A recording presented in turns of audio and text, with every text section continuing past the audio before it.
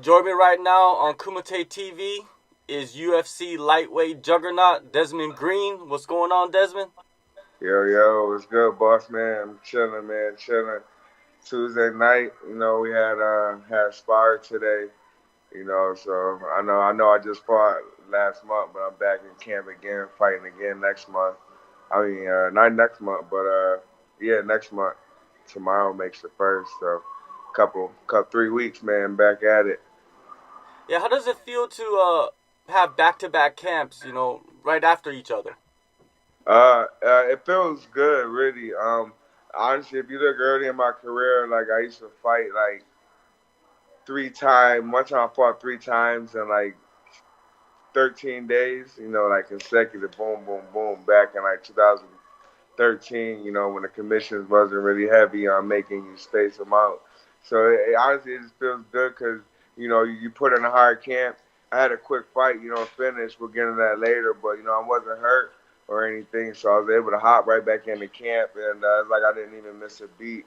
And, now it's like everything times two. It's like I was already where I'm at last camp at the beginning of this camp. So, we just putting on, and, bigger, faster, stronger. Yeah, especially with the team that you got there in Florida, you cannot miss a beat. There's killers, there's Yeah. predators down there. It's you Oh, must yeah, it for must be sure. incredible. Oh, bro, I do. I love it. Honestly, that's the reason why I chose this camp.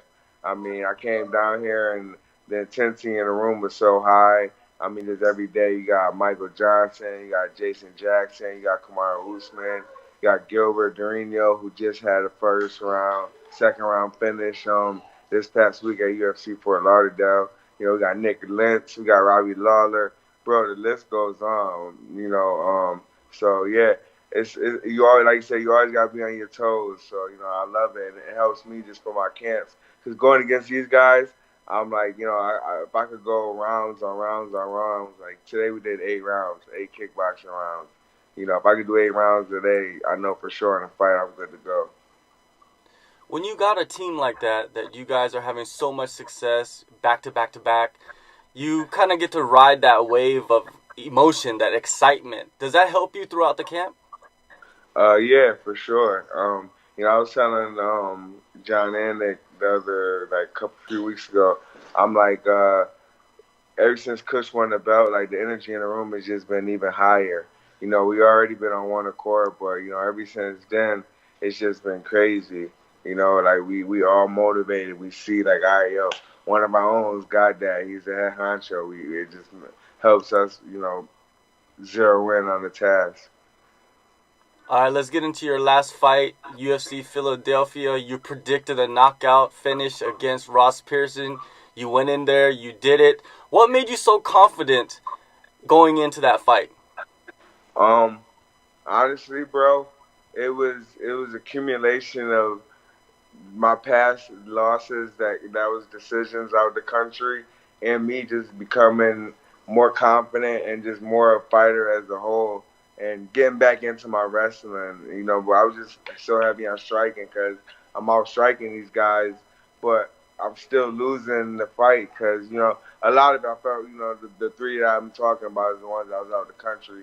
But I was just tired of it. I'm like, yo, bro, I'm so much better than this. I'm supposed to be winning these fights. Had I did win those fights, like I would be on a whole different path. But I'm gonna get where I'm gonna be, and as a champion, I'm gonna get there anyway. But I'm just like, I was just like, I knew something had to change in my attack, my mindset, and during those 6 months I had off, I was really able to home in and like just figure some things out. I was telling people before, I'm like, yo, bro, I don't know how to explain it, but I just figured it out. Like that's how I know. Cause I wasn't even call it, but like I just know I knew what was gonna happen. Like this fight coming up, bro. Like you're gonna see very few decisions out of me from here on out. Cause like I learned how to flip that switch in there, and just really let loose with all my tools.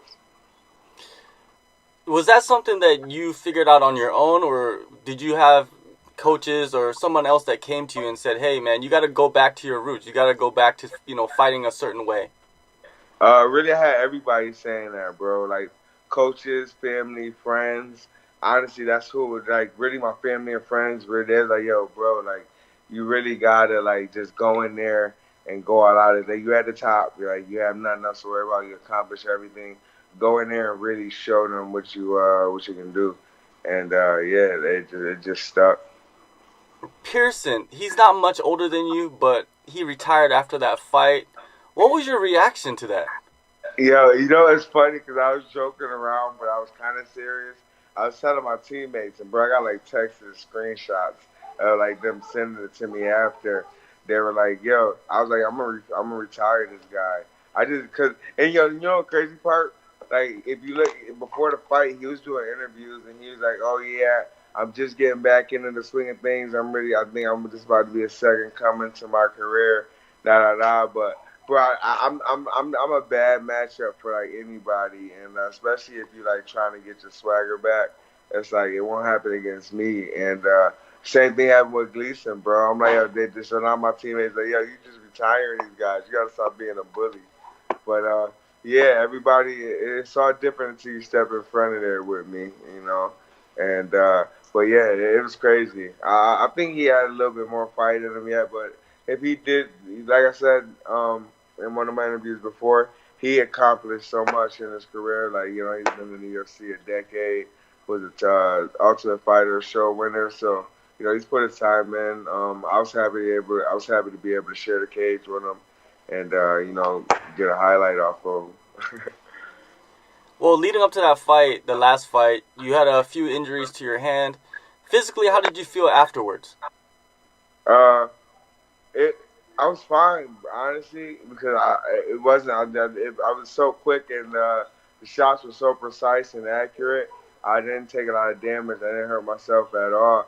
I actually like hurt myself the last 3 weeks of camp more than I did in that fight. So that was great, and that was another thing in the back of my head. I'm like, yo, I need to go out here and hurry up and finish because I had a groin injury, I had a hand injury. I'm like, man, I'm not trying to mess around. That's what really helped me get that sense of urgency, and I realized like that's how I gotta have it. That's how I gotta keep it.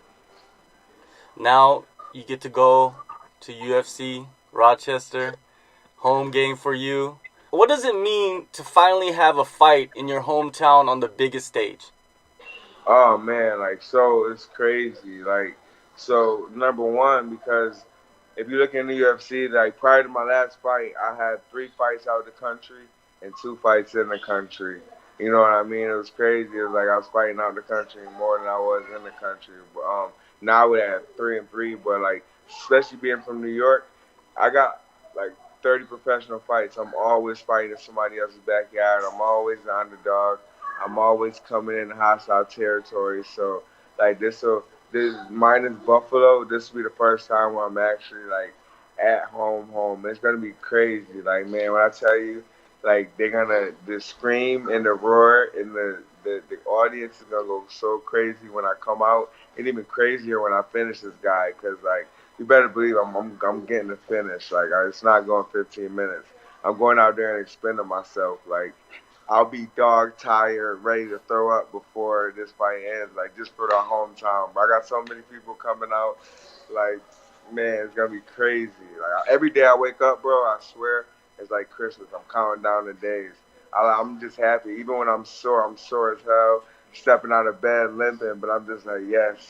Soon I'll be able to like just finally live out my dream. Like it's gonna be good stuff, bro. It's gonna be good stuff. And finally get on a win streak too. Like I just had a good win. I know I'm gonna win this one, and then really just kick it off, bro.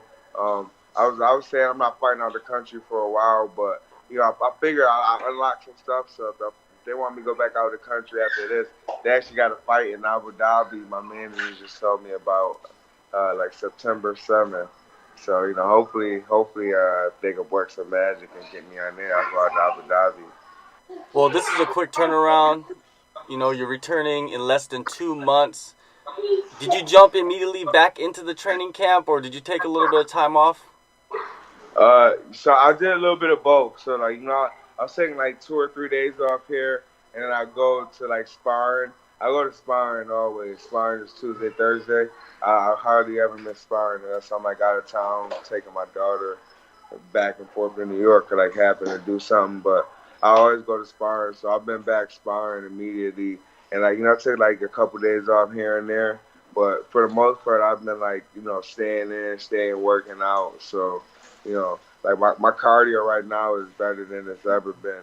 It's better than it was my last fight, and my cardio was great last fight. So like that's what I'm saying. Like right now, everything I've been doing for like the past 4 weeks and then the next 2 weeks is just gonna be like money added into the bank. Like, cause like I'm fight ready right now. Like honestly, I could go 5 rounds right now. That's how I train. Like we always train people with a 3 round fight right now, but I always train for 5, 6 rounds. Like cause the amount of energy you're gonna expend, you can't never match it in practice. So like I'm ready. Yeah. Yeah, your camp is known for guys that have big gas tanks, it seems like. Yeah, yeah. I mean, well, you have to honestly, bro, because if you're in the room going with any of us, like man, heat's getting thrown at you, whether we sparring or wrestling or whatever we doing. Like you got to be on point. Don't come in the room lacking conditioning. Well, now you're facing Charles Jourdain. He's a young, hungry Canadian. He's making his UFC debut. What are your thoughts on him and his skill set? Um, I watched some video on him. He's a fighter. He's a tough fighter, but man, when it comes to levels, I'm gonna show him like his real levels to this. And he may be UFC ready, but he's not like that top tier ready. And I like because I watched his videos. And he's good. He's scrappy, but man, I'm exposed to a lot of things that hopefully will make him better in the long run. But I'm on a tear right now, and he's just gonna have to be another highlight reel on my record. Many people consider you to be knocking on the door to the top 15, to the top 10. When you signed this fight, did that enter your mind at all? Honestly, no. Like, cause I know I'll get there and wins will get you there, but bro, I would have took whoever. I would have took like somebody that wouldn't even make sense was on the loser. I wanted to just fight on this card. I would have took the best guy. If they say, "Yo, you got to fight Dustin Poirier on this card," so let's do it. I wanted to fight on this card. Literally, if they would have said, "Yo, you got to go up to welterweight," I would have did it. If they said you got to go down to featherweight, I would have did it. I just needed on this card, bro. That's why. Like I don't think they understand like the energy that's gonna come from me and just the arena come May 18th. Like man, it's gonna be electrifying. With so many killers in the lightweight division, who is on your hit list after this fight? Um, Yo man, you know who I really want to fight, bro? I want to fight always the champ Dustin, but I want to fight Justin Gaethje, man. Number one, cause he beat my teammate, and I just want a little revenge out of that. But two, cause like I like the way he fights and he's scrappy and all, but bro, like it's levels, man. Like I want to show, like man, when you crisp and you know how to do everything like I do, I can fight, I can wrestle, I can box, I could grapple, just the whole package. Like guys like that, man, him or Tony Ferguson, any of those guys, bro, Anthony Pettis. I want that whole top five. Last year, you went to Russia. You faced off against Mairbek Taisumov. You dropped a decision. He tested positive for steroids from a sample that they took at that event. But it was determined that, it was a contaminated supplement, so USADA, they reduced his sentence to 6 months. When you heard that news, what was running through your mind? Well, I was like, I knew this motherfucker was juicing first off. I knew it. I was like, that's why he couldn't get down the weight, because he came in 5 pounds heavy too. And I'm like, that's probably the number one reason why he couldn't get down. When you're taking stuff like that, it's hard to cut weight. And I don't believe that tainted supplement thing, bro. Like, yo, we get a clear list of what we're allowed to take and what we're not. And like, bro, it's not like any fighter tell you 9 times out of 10, it's like, so, and I looked into it, the stuff he was taking, it was sold in like, in Thailand or whatever, and it didn't have labels on it.